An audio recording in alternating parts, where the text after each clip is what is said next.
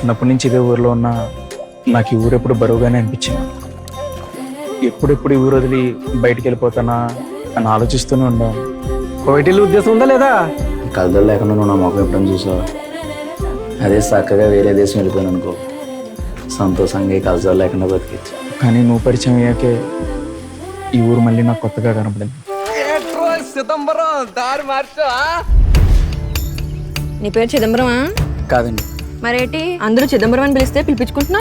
అలవాటు అయిపోయిందండి. అండి ఏంటి లీలా అని పిలువు, నాది నీ వయసే. మన చిదంబరం గాళ్ళే. ఏంటి మీ అన్నయ్య మాట్లాడ్డా? నా పేరు చిదంబరం కాదు. వీడికి ఎంత ధైర్యం ఎక్కడి నుంచి వచ్చిందిరా?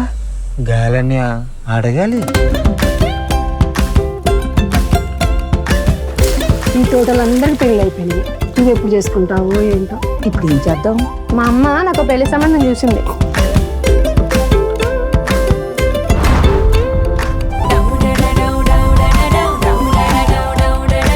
ఎప్పుడు అమ్మాయి పక్కన కూర్చోలేదా? లేదండి. కనపడుతుంది. It's okay. ఇది మాట్లాడాలి కదే.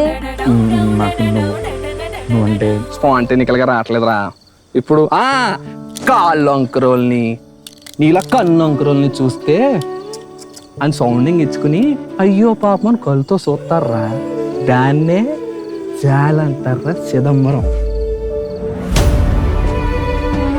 అమ్మాయిలకి ఎప్పటికీ పోదు నీకు. ఇళ్ళ కళ్ళెత్తలంకలే దక్కుని సావు.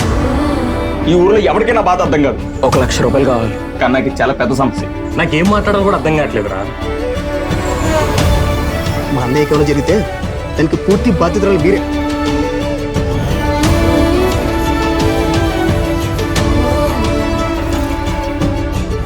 తల దించుకొని నడిచి నడిచి మెల్ల లాగేస్తున్నాయి అమ్మా. ఇప్పుడన్నా నన్ను తలెత్తుకొని అమ్మా.